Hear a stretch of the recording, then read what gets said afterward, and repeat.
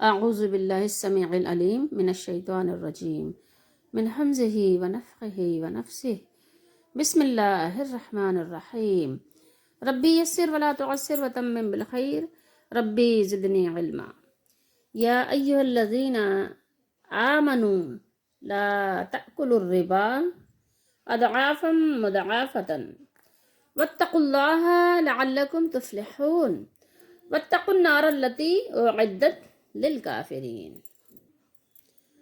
آیت نمبر 130 131۔ ترجمہ کنز الایمان، سورہ آل عمران۔ اے ایمان والو، سود دگنا نہ کھاؤ، ٹھیک ہے، سود دونا دون اور دگنا نہ کھاؤ، اور اللہ سے ڈرو اس امید پر کہ تمہیں فلاح ملے، ٹھیک ہے، یہ امید کرتے ہوئے اللہ سے ڈرو، کیونکہ جب اللہ سے تم اچھی امید کرو گے کہ اللہ مجھے کامیاب کرے گا تو اللہ کامیاب کرے گا، تو اللہ سے یہ امید کرتے ہوئے اللہ سے ڈرو کہ اللہ تعالیٰ کامیابی سے ہمکنار فرمائے، اور اس آگ سے بچاؤ اپنے آپ کو، ٹھیک ہے، بچانا ہے آپ نے اور ڈرنا بھی ہے، اس آگ سے اپنا بچاؤ کرنا ہے جو کافروں کے لیے کیا ہے، تیار رکھی ہے، وہ تیار نہیں کی جائے گی، تیار ہو چکی ہے، جہنم اور جہنم کی آگ وہ تیار ہے، بالکل ریڈی ہے۔ یا ایھا الذین آمنوا، اللہ تعالیٰ نے جب خطاب فرمایا تو کس انداز سے خطاب فرمایا، دیکھیے کہ اپنے ایمان والے بندوں کو مخاطب فرمایا کہ جو اپنے مالک پر ایمان رکھتے ہیں، جن کو یہ پتہ ہے کہ ہمارا ایک مالک ہے جو ہماری گرفت بھی کرے گا، جو ہمیں سزا دینے پر بھی قادر ہے اور ہمیں اچھا بدلہ دینے پر بھی قادر ہے، ہمیں انعام سے بھی نوازے گا، تو اللہ نے ان کو خطاب فرمایا، ہر ایک کو نہیں، یا ایھا الناس نہیں فرمایا، یا ایھا الذین، اللہ تعالیٰ نے یہاں پر ساری انسانیت کو مخاطب نہیں کیا بلکہ اپنے بندوں کو مخاطب کیا، جو اللہ کا بندہ جنہوں نے بننا پسند کیا، جنہوں نے یا جو پسند کرتے ہیں۔ آمنو یعنی تم لوگ نہ کھاؤ، تم لوگ سود مت کھاؤ۔ اب آپ دیکھیں کہ اسلام ہمارا کتنا خوبصورت اور کتنا پیارا دین ہے۔ لوگ کہتے ہیں کہ طرح طرح کا نام دھرتے ہیں، کیا کہوں کہ لوگ کیا کہتے ہیں، لوگ کیا نہیں کہتے اسلام کے بارے میں، جو لوگ اسلام کو پسند نہیں کرتے وہ اسلام کو کیا نہیں کہتے، لیکن آپ دیکھیں اسلام انسانیت کا بھی کتنا خوبصورت درس دیتا ہے۔ سود نہ کھاؤ، سود نہ لو، سود نہ دو۔ اگر ذرا آپ اس پہ غور کریں تو آپ کا اپنا کتنا فی نفس ہی، ہر انسان کا اٹ سیلف کتنا فائدہ ہے۔ یہ کس کے بینیفٹ میں بات ہو رہی ہے؟ انسانوں کے۔ آپ ذرا غور تو کریں، اور اسلام ہر انسان کی عزت نفس کی حفاظت کرتا ہے، ہر انسان کی، ٹھیک ہے، اس کی مجبوری پہ ایسا نہ کرو کہ اس کو اور مجبور بنا دو اور فائدہ اٹھاؤ، اس کو ذلیل اور رسوا کرو، بلکہ اس کی مجبوری پہ کیا کرو، اس کی ہمدردی کرو، اس کی کیا کرو، اس کی سپورٹ کرو، اس سے خیر خواہی کرو۔ اسلام کا یہ درس ہے۔ تو سود نہ کھاؤ۔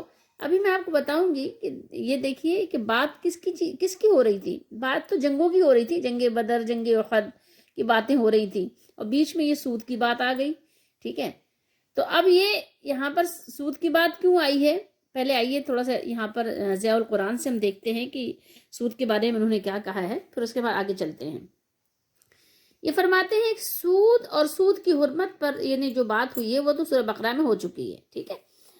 کہہ رہے ہیں یہ جو یہاں پر نزول ہوا ہے، یہ جو آیات ہیں ان کا نزول پہلے ہوا ہے، اور جو سورہ بقرہ میں ہے وہ بعد میں ہے۔ چلیں، اس کے بعد یہ کہہ رہے ہیں کہ یہاں اس سودی نظام کو حرام کیا جا رہا ہے جس کا اس وقت عام رواج تھا، ٹھیک ہے، اس وقت رواج تھا، لیکن یہ کہ اگر آج بھی یہ جاری ہے تو آج بھی اس کا یہی حکم ہے۔ بہرحال کہا کہ جو اس وقت اس کا رواج عام تھا، اور رواج یہ تھا کہ کسی نے ایک مدت مقررہ تک قرض لیا، جب وہ مدت ختم ہوئی اور قرض خواہ نے رقم کو مطالبہ کیا، مثال کے طور پر میں آپ سے قرض لوں، اب میرے پاس دینے کا ابھی حساب کتاب نہیں ہوا، استطاعت نہیں ہوئی کہ میں آپ کو دے دوں، تو میں آپ سے کیا کروں گی، ریکویسٹ کروں گی کہ دیکھیں میں نے آپ سے کہا تھا کہ میں آپ کو 10 جنوری کو واپس کر دوں گی، لیکن 10 جنوری تو آ گیا لیکن میرے پاس انتظام نہیں ہوا، تو میں آپ کو 10 جنوری کو نہیں دے سکتی، اب آپ مجھے 1 مہینے کی مہلت دے دیں، میں آپ کو 10 فروری کو یعنی یہ پیسے آپ کے قرض واپس کر دوں گی، ٹھیک ہے، ایک میں آپ کو سمجھانے کے لیے بتا رہی ہوں۔ تو اب آپ کہیں کہ نہیں، اگر آپ 10 فروری کو واپس کریں گے تو آج آپ کا جو 5,000 روپیہ ہے یہ 7,000 ہو جائے گا، یا جو بھی آپ مقدار مقرر کر لیں، ٹھیک ہے، کہ یہ 7 ہو جائے گا یا 10 ہو جائے گا، 5 کا 10 آپ کو واپس کرنا پڑے گا، ٹھیک ہے۔ تو اب ظاہر ہے کہ اگر دینے والا بیچارہ مجبور ہے، نہیں دے سکتا، مقروض جو ہے وہ نہیں دے سکتا، تو یہی کہے گا ٹھیک ہے آپ بڑھا دیں، ٹھیک ہے، آپ زیادہ لے لیجیے گا، 7,000 لے لیجیے گا، لیکن ابھی تو فی الحال میرے پاس نہیں ہے، میں کچھ بھی محنت کروں، مزدوری کروں، کچھ بھی کروں، میں آپ کو 10 فروری تک انشاءاللہ انتظام کر کے دے دوں گی۔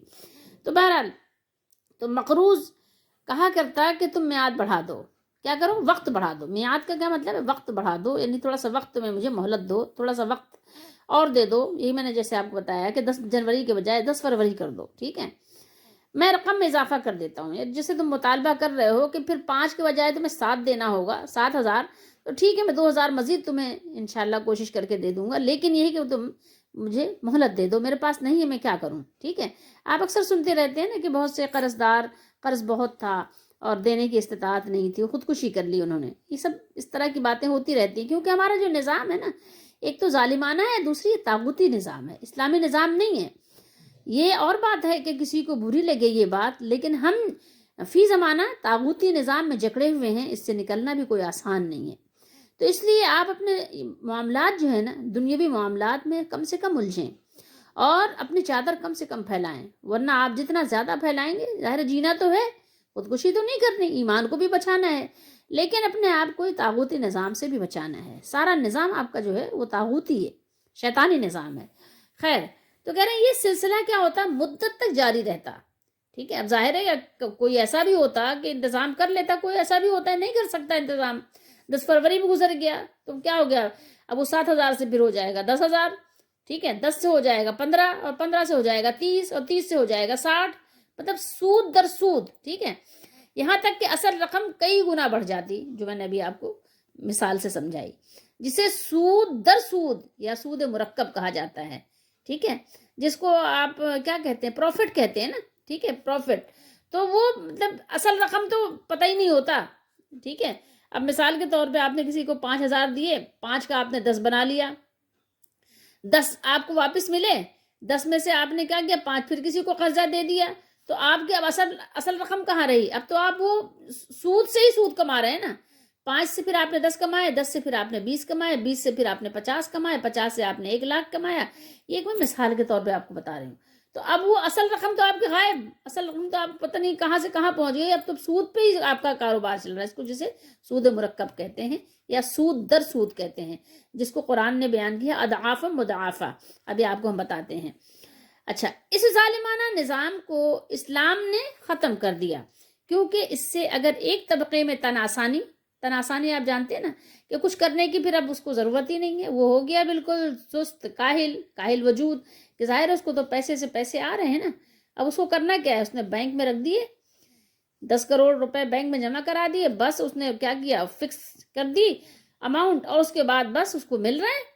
اب آپ کو اندازہ ہوگا کہ کوئی 10 کروڑ یا کوئی 1 ارب یا پتہ نہیں کتنے ملینز یہ وہ رکھ دیے اس نے بینک میں، اب اس کو ہر سال اس کو اتنی انکم ملتی ہے کہ اب اس کو کچھ کرنے کی حاجت کیا ہے، بس وہ کمپنیاں اب لگائے چلا جا رہا ہے، لوگ کام کر رہے ہیں، اس کے پیسے آ رہے ہیں، اس کو بس آسانی ہو گئی، اب اس کو کچھ محنت کی ضرورت نہیں ہے، بس اس کو حساب کتاب کر رہا ہے وہ، ٹھیک ہے۔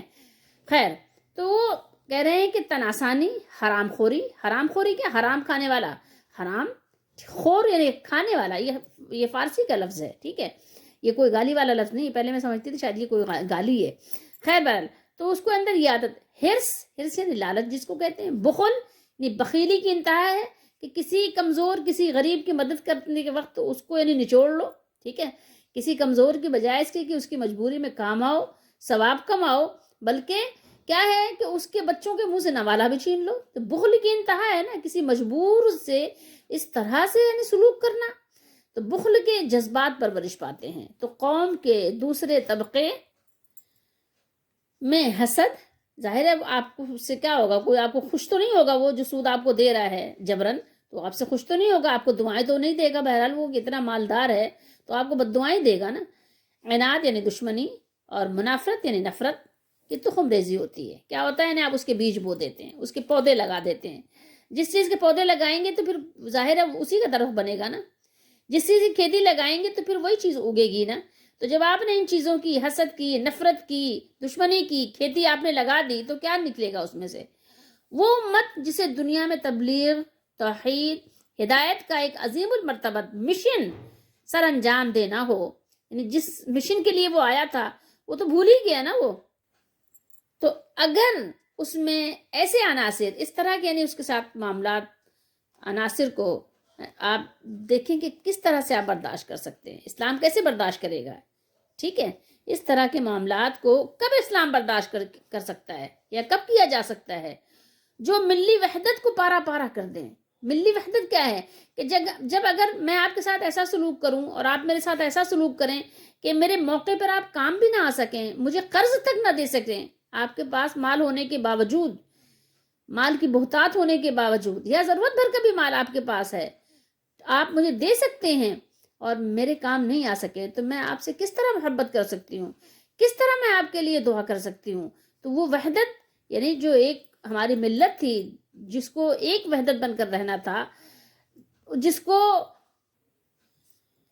ایک دوسرے کی خیر خواہی اور ایک دوسرے کی غمخواری کرنا تھی، تو اس نے تو خود غرضی اور حرص و لالچ کا جامہ پہن لیا۔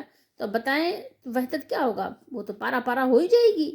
اس لیے اگلی آیتوں میں یہاں تک فرما دیا کہ اگر تم نے اس سودی کاروبار کو نہ چھوڑا تو اس عذاب میں مبتلا کیے جاؤ گے جو کفار کے لیے تیار کیا گیا ہے۔ کیا فرمایا اللہ تعالیٰ نے؟ اللہ نے فرمایا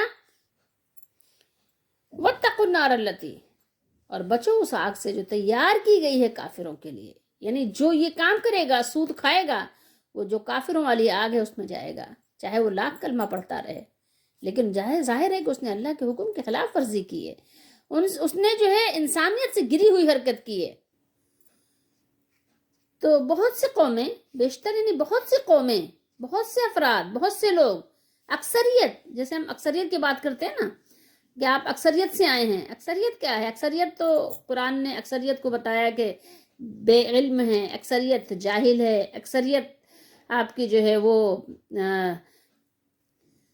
فاسق ہے، اکثریت مجرم ہے، اکثریت وہ اللہ کی نافرمان اور باغی ہے، اور اکثریت ناشکری ہے، اکثریت کافر ہے، اور اکثریت مشرک ہے۔ اکثریت کی تو آپ بات نہیں کریں، ہمارے یہاں اکثریت کی بات ہوتی ہے نا، اکثریت اور کثیر تعداد میں ہے نا، اتنے ووٹ سے ہم آئے ہیں، جی نہیں، اکثریت تو بیشتر یعنی اکثریت، اکثر افراد اور قومیں اپنی فلاح و کامرانی کو کیا سمجھتی ہیں؟ دولت کی فراوانی کو سمجھتی ہیں۔ میرے پاس بہت دولت ہے، میرے پاس بڑی بلڈنگ ہے، میرے پاس بڑی پراپرٹی ہے، زمینیں ہیں، زمین جائیداد ہے بہت، یعنی اسی میں اپنی کامیابی کو سمجھتی ہے کہ پوشیدہ ہے، اور اس کے حصول کے لیے جائز ناجائز حلال حرام کی کیا ہے؟ تمیز ہی نہیں رہتی، تمیز کھو دیتی ہے۔ اس سب چیزوں کی حلال حرام کی تمیز کیے بغیر اسی میں کوشش کیے رہتی ہے، اسی میں مستقل کیا ہے؟ مشغول رہتی ہے۔ مسلمانوں کو کیا کیا جا رہا ہے؟ بتایا جا رہا ہے کہ دوسروں کی طرح نہیں کرنا، تم جیسے کفار کر رہے ہیں، جیسے اکثریت کر رہی ہے، تم اکثریت کی طرح نہ کرنا۔ اگر تم نے اکثریت کی طرح کیا نا، دوسروں کی طرح تم بھی اس فریب میں مبتلا نہ ہو جانا۔ سمجھ لو بات، دیکھو اگر ایسا کیا تو پھر انجام بھی وہی ہوگا جو اکثریت کا ہوا ہے۔ دیکھ لو، سمجھ لو اس بات کو، اس فریب میں مبتلا نہ ہو جانا۔ جان لو کہ حقیقی فلاح، یقینی فلاح، حقیقی کامیابی کس میں ہے؟ متقی لوگوں کے لیے ہے، متقی بننے میں ہے۔ تقوی اختیار کرو، واتقوا واتقوا واتقوا واتقوا اللہ، متقی بننے سے نصیب ہوتی ہے کیا؟ نصیب ہوتی ہے کامیابی، نصیب ہوتی ہے عزت، نصیب ہوتی ہے فلاح، نصیب ہوتی ہے۔ اچھا اب آئیے، ربا کہتے ہیں سود کو، یہ عربی میں ربا کہتے ہیں۔ اضعافاً اور مضاعفتاً، یہ جو صیغہ ہے نا باب مضاعف، ہم اردو میں بھی صیغہ پڑھتے ہیں نا، ایک باب ہے باقاعدہ جس کا معنی ہی ہوتا ہے، جو لغوی معنی ہے دگنا، ٹھیک ہے، اور جو اصطلاحی معنی ہے وہ کچھ اور، ضرورت نہیں ہے، یہ تو جو پڑھتے ہیں گرامر پڑھتے ہیں ان کو پڑھایا جاتا ہے۔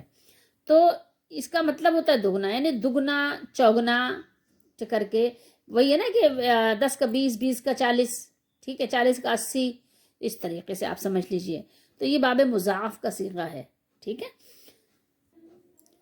یا ایھا الذین آمنوا لا تأکلوا الربا، شاید یعنی یہاں پر عبدالسلام بن محمد فرماتے ہیں کہ شاید سود کا ذکر یہاں جنگ احد کے تذکرے میں اس لیے فرمایا کہ اوپر جو ہم نے 122 آیت نمبر 122 میں پڑھا، جہاں اللہ تعالیٰ نے جہاد کا جو ذکر فرمایا تھا کہ وہاں پر یعنی مسلمان تھوڑے سے کمزور پڑ گئے تھے، جنگ احد میں وہ جگہ چھوڑ دی تھی جہاں رسول اللہ صلی اللہ علیہ وسلم نے ان کو مقرر فرمایا تھا۔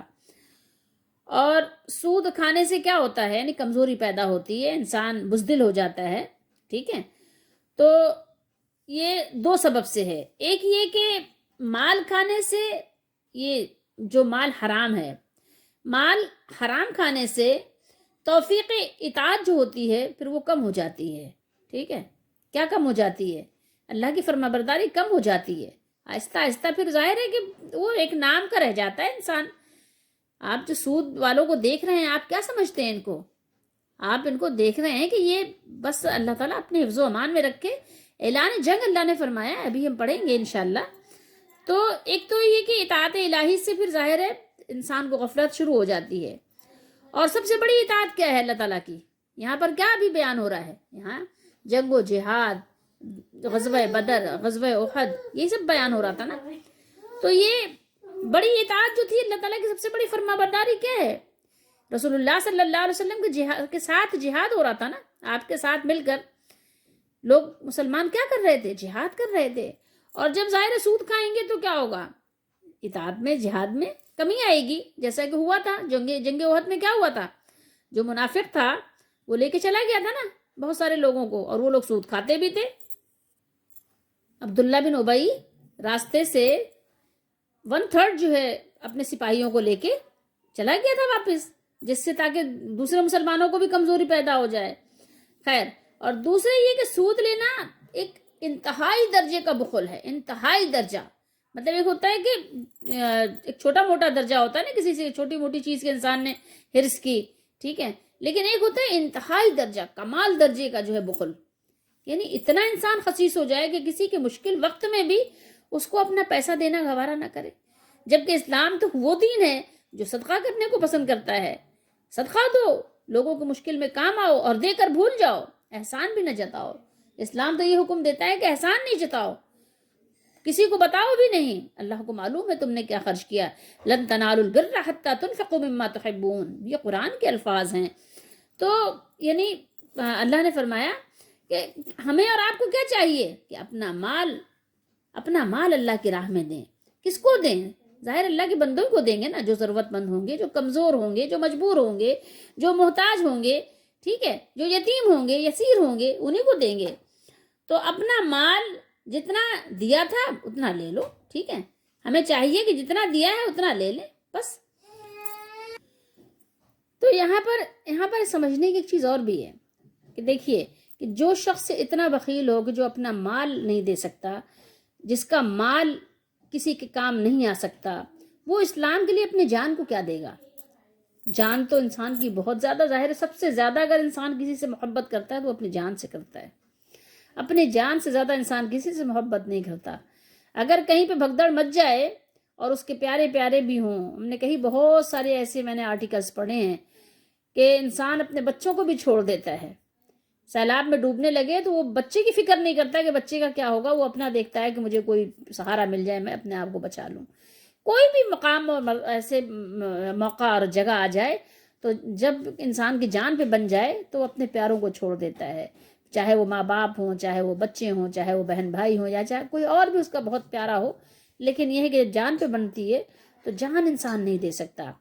تو جب انسان اپنا مال نہیں دے گا تو پھر وہ جہاد کیا کرے گا؟ جہاد میں کیوں کر جائے گا؟ جہاد میں تو ظاہر ہے اپنی جان لے کر جانا ہے، اور ممکن ہے کہ واپس آئے، اور ممکن ہے کہ جان وہاں کام آ جائے۔ اور پھر یہ کہ ظاہر ہے کہ جو اللہ کے لیے جان دے گا تو اللہ تعالیٰ نے تو، اللہ کو معلوم ہے، اللہ تعالیٰ تو کسی کی محنت کو ضائع نہیں کرتا، اللہ تعالیٰ نے تو اس کے جان کے بدلے میں، اس دنیا کے بدلے میں اس کے لیے کیا کچھ رکھا ہے تو کسی آنکھ کو بھی معلوم نہیں، کسی دل پہ گمان بھی، خطرہ بھی نہیں گزرے کہ ہاں کیا کچھ اللہ نے اس کے لیے رکھا ہوا ہے۔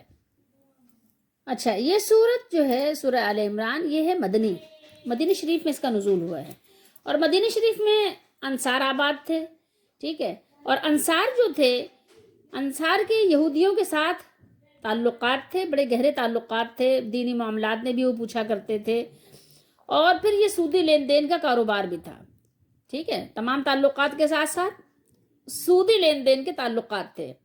اور احد میں منافقین یہود کی وجہ سے کیا ہوا تھا، یہود جو ہے، جو منافقین تھے، یہود تھے لیکن وہ مسلمان بنے ہوئے تھے نا، یعنی وہ منافق تھے، ظاہر میں وہ مسلمان تھے لیکن اندر سے وہ ابھی یہودی ہی تھے، ٹھیک ہے، اور انہی کی وجہ سے مسلمانوں کو بڑا نقصان اٹھانا پڑا تھا، بہت بڑا نقصان پہنچا تھا، 70 صحابہ شہید ہوئے تھے، نبی کریم صلی اللہ تعالیٰ علیہ وآلہ وسلم کو زخمی کیا گیا تھا، آپ کو بہت تکلیف پہنچائی گئی۔ تو اللہ نے جنگ کے احد کے ساتھ ہی ساتھ ان معاملات کو بھی ختم کر دیا، کہ ختم، بس فنش۔ اب ایک اور چیز یہاں سمجھنے کی ہے کہ سود کو بڑھا چڑھا کر نہ کھاؤ، دگنا چوگنا کر کے نہ کھاؤ، تو اس کا یہ مطلب نہیں ہے کہ برابر برابر کھا لو، ٹھیک ہے، یہ نہیں کہ ہاں تھوڑا سا کھا لو تو جائز ہے، بلکہ سود کم ہو یا زیادہ ہو، کوئی بھی صورت نہیں ہے سو کھانے کی، مفرد ہو یا مرکب ہو، ٹھیک ہے، سود کی صورت وہ مفرد ہو یا مرکب ہو، دونوں مطلقاً حرام ہیں، ٹھیک ہے۔ اور اسی سورہ آل عمران میں شروع میں اللہ نے فرمایا نا، جن کے دلوں میں کجی ہوتی ہے نا، تو وہ ظاہر ہے کچھ نہ کچھ وہ اپنے تعویلات کرتے ہیں، کچھ مطلب ان کے اپنا ہے، قرآن مجید سے بھی کچھ نہ کچھ اپنی مرضی کی باتیں نکال ہی لیتے ہیں۔ تو بعض لوگوں نے سود مرکب کو حرام اور سود مفرد کو حلال ثابت کرنے کی کوشش کی ہے، ظاہر لوگ فتنہ پرور لوگ تو ہوتے ہی ہیں نا، میں نے آپ کو بتایا، تو وہ کچھ نہ کچھ کہیں نہ کہیں سے اپنے مطلب کے جواز، ٹھیک ہے، جائز ہونے کی تعویلات کر ہی لیتے ہیں۔ حالانکہ یہاں اس زمانے کے سود خوروں کی سنگ دلی بیان ہو رہی ہے، یعنی جو آج بھی یعنی موجود ہے، اس زمانے کے تو بیان ہوئی، لیکن اس زمانے کے لیے بھی جو آج بھی موجود ہے۔ زمانہ جاہلیت میں بہت سے لوگ دوسروں کو سودی قرض دیا کرتے، جب قرض کی یعنی جب وہ میعاد آ جاتی تو مقروض سے کہتے تھے کہ قرض ادا کر دو ورنہ سود میں اضافہ کرو، سود بڑھا دو، ٹھیک ہے، سود زیادہ ہو جائے گا۔ قرض ادا نہ کرنے کی صورت میں میعاد میں توسیع کر دی جاتی اور سود کی مقدار میں اضافہ کر دیا جاتا۔ اس طرح کچھ عرصے کے بعد سود کی مقدار اصل مال سے بھی کئی گنا زیادہ ہو جاتی، اور یہ سود تجارتی اور غیر تجارتی دونوں طرح کا ہوتا تھا، جیسا کہ اس آیت کی تفسیر کے تحت تابعین نے تصریح کی ہے۔ سودی کاروبار کی اس بھیانک صورت کی طرف قرآن نے اضعافا مضاعفتن کے الفاظ سے اشارہ فرمایا ہے،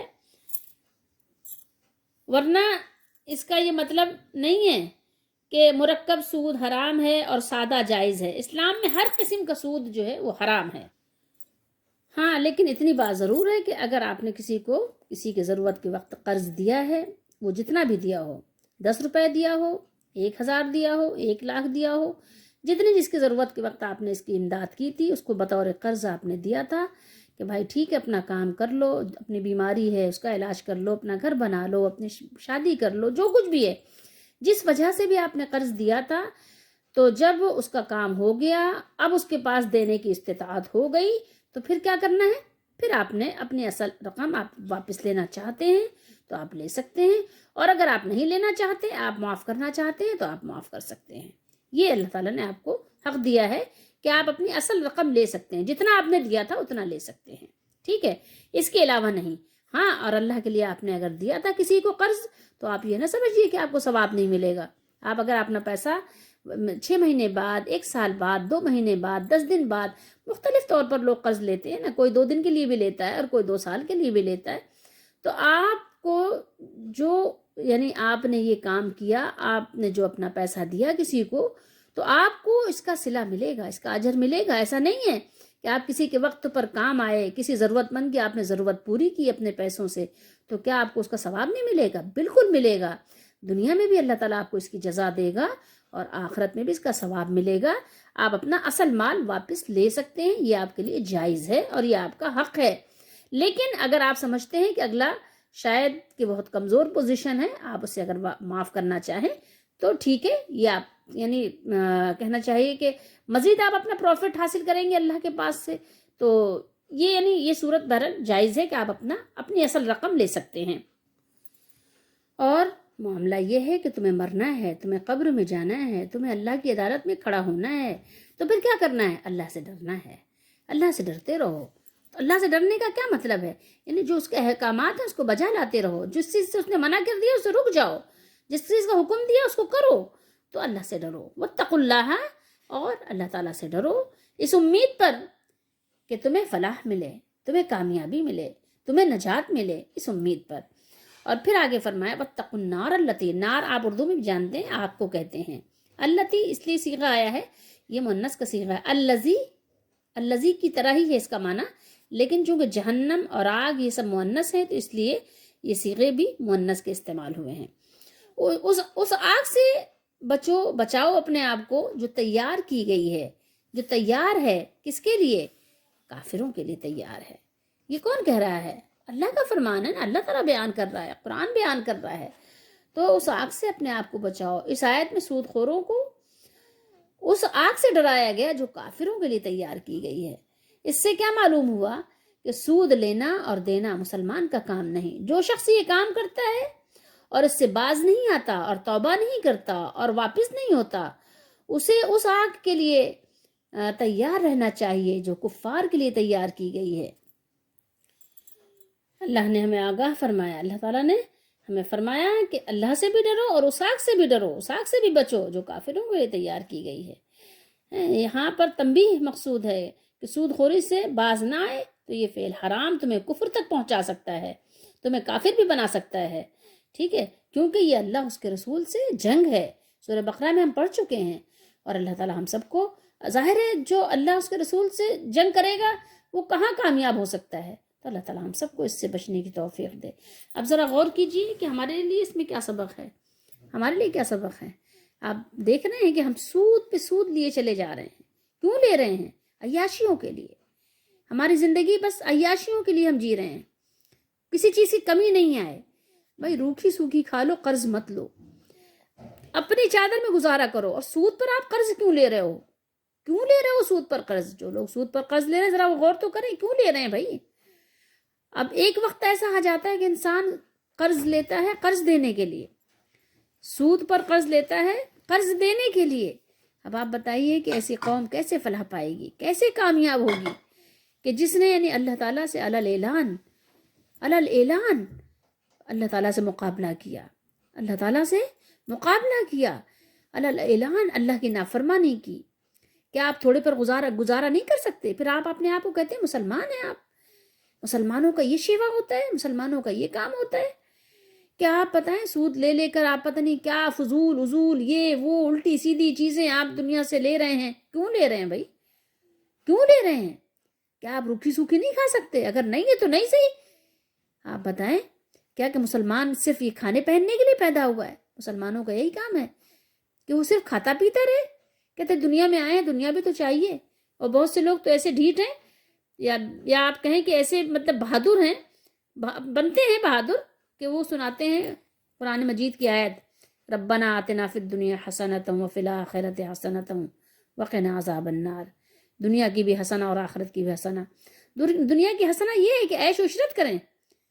بھائی دنیا میں اپنی ضرورتیں پوری کرنی ہیں. ہم دنیا کی حسنہ یہ ہے کہ ہم اللہ تعالیٰ سے عافیت کے ساتھ اپنی زندگی کی حفاظت کریں, اس سے عافیت طلب کرتے ہوئے, اور اللہ تعالیٰ کے دین کے نفاذ کی کوشش کریں. تبلیغ دین اور دین کے نفاذ کے لیے اپنا سب کچھ لگانے کی کوشش کریں, جیسے صحابہ نے کیا تھا. صحابہ نے کتنی عیاشیاں کی تھی, کتنے قرض لیے تھے صحابہ نے.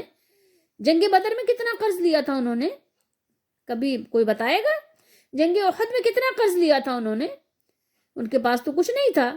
جنگ ہونے جا رہی تھی, جنگ جانے لے کے جا رہے تھے. کتنے تھے؟ صرف 310 سے کچھ زائد سپاہی تھے. سارے ہی آ گئے تھے, جمع پونجی سب لگا دی تھی اپنا.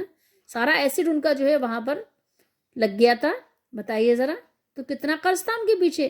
70 گھوڑے تھے، 70 اونٹ تھے، 2 گھوڑے تھے، اور اس کے علاوہ یہ کہ ٹوٹی ہوئی کچھ تلواریں تھیں. تھے ان کے پاس 6 زرہیں، تھے ان کے پاس 2 گھوڑے، 6 زرہیں، 8 شمشیریں. پلٹنے آئے تھے یہ لوگ دنیا بھر کی تقدیریں. سوچئے ذرا تھوڑی دیر کے لیے کتنی تھی. آپ کو بتا دیا اشعار میں. حافظ جالندھری کا یہ مصرع میں نے آپ کو سنایا کہ تھے ان کے پاس 2 گھوڑے. کتنے گھوڑے؟ 2 گھوڑے، 6 زرہیں، 8 شمشیریں. 8 شمشیریں. ٹھیک ہے. تھے ان کے پاس 2 گھوڑے، 6 زرہیں. زرہ وہ جو ہوتی جو سینے پہ پہنتے ہیں، جس سے سینہ سیف ہو جاتا ہے کہ تیر اور تلوار سینے پہ نہیں لگتے، کیونکہ یہ کمزور حصہ ہوتا ہے. اگر یہاں پر لگ جائے تو انسان فوراً جو ہے ظاہر اپنی جان کھو دیتا ہے. ٹھیک ہے. تو ان کے پاس 6 زرہیں تھیں، 2 گھوڑے تھے، 8 شمشیریں تھیں، اور پلٹنے آئے تھے یہ لوگ دنیا بھر کی تقدیریں. ٹھیک ہے. تو ذرا غور تو کیجئے کہ کتنا تھا، تو کتنا انہوں نے قرض لیا تھا کہ بھائی ظاہر ہے سامان حرب تیار کرنا ہے، تو چلو کچھ لوگوں سے دوستی کر لیتے ہیں، کچھ لوگوں کو اپنا ہم نوا بنا لیتے ہیں اور ان سے کچھ قرض لے لیتے ہیں. کتنے قرض لیے تھے؟ جنگ احد میں کتنا قرض لیا تھا؟ جنگ خندق میں کتنا قرض لیا تھا؟ ٹھیک ہے کہ اگر آپ کو بھوک ستا رہی ہے، کسی کی امداد کرنی ضرورت پڑ گئی ہے، آپ نے کسی سے لے لیا کچھ تھوڑا بہت 2-4 دن کے لیے، آپ نے دے دیا. نبی کریم صلی اللہ علیہ وسلم بھی کبھی کبھی لے لیتے تھے، لیکن اس طرح نہیں جیسے ہمارے یہاں پلاننگ سے باقاعدہ قرض لیا اور دیا جا رہا ہے، سود در سود، سود در سود. آپ کیسے فلاح پائیں گے؟ آپ کا ملک، آپ خود کیسے ترقی کر سکتے ہیں؟ لازمی بات ہے آپ جس سے قرض لیتے ہیں تو پھر اس کی غلامی بھی کرتے ہیں، اس کی بات بھی آپ کو ماننی پڑتی ہے. ذرا غور کیجئے گا قرآن کی یہ آیت کا کہ آپ کتنے فیصد مسلمان ہیں جو آپ یہ کام کر رہے ہیں. اپنا ایمان چیک کریں کہ کتنے فیصد مسلمان ہیں وہ لوگ کہ جو اس طرح کی کام کر رہے ہیں اور پھر وہ کلمہ طیبہ بھی پڑھتے ہیں، کہتے ہیں ہم کلمہ پڑھ رہے ہیں. آپ کا کلمہ آپ کو کتنے فیصد آپ کو ایمان میں داخل کرتا ہے یہ اللہ ہی بہتر جاننے والا ہے. لیکن قرآن و حدیث کی روشنی میں آپ خود اپنے چیکر بن جائیں، آپ خود اپنے آپ کو چیک کریں، آپ خود اپنا ٹیسٹ لیں. ٹھیک ہے. آپ کی لیبارٹری آپ کے اندر ہی ہے، کہیں اور آپ کو لے جانے کی ضرورت نہیں ہے کہ آپ کہیں اور لے جا کر اپنا بلڈ گروپ دیں کہ ہاں بھائی ذرا چیک کرو. نہیں، آپ خود ہی آپ کے اندر ساری آپ کی لیبارٹریز موجود ہیں، وہیں پر آپ اس کو دے دیں اور وہیں پہ آپ اپنا ٹیسٹ کر لیں. آپ خود ہی سارا کچھ جو نتیجہ ہے وہ برآمد ہو جائے گا. آپ دیکھ لیں گے اپنے نتائج آپ خود دیکھ سکتے ہیں، کسی اور کو دکھانے کی ضرورت نہیں ہے، کوئی دوربین نہیں چاہیے اس کے لیے. تو ہمارے ساتھ وہی معاملہ ہے، جیسا کرو گے ویسا بھرو گے. پھر اللہ تعالیٰ سے آپ مدد مانگتے ہو، اللہ کی مدد کیسے آئے گی؟ کام تو تم اللہ تعالیٰ سے بغاوت والا کر رہے ہو. اللہ تعالیٰ ہم سب کو سمجھنے کی توفیق دے. قرآن مجید کو کھولو، اسے پڑھو، اسے سمجھو، اس پر یقین کرو، اس پر ایمان لاؤ، اور پھر اسی مشن کو آگے لے کر چلو، آگے لوگوں کو پہنچاؤ. جب خود آپ اس پر عمل نہیں کرتے تو کیا آپ خاک دوسروں کو دعوت دو گے؟ کیا اس مشن کو آگے بڑھاؤ گے؟ بس خواہ مخواہ کی باتیں ہیں، بس کاغذی باتیں ہیں، کاغذی مسلمان.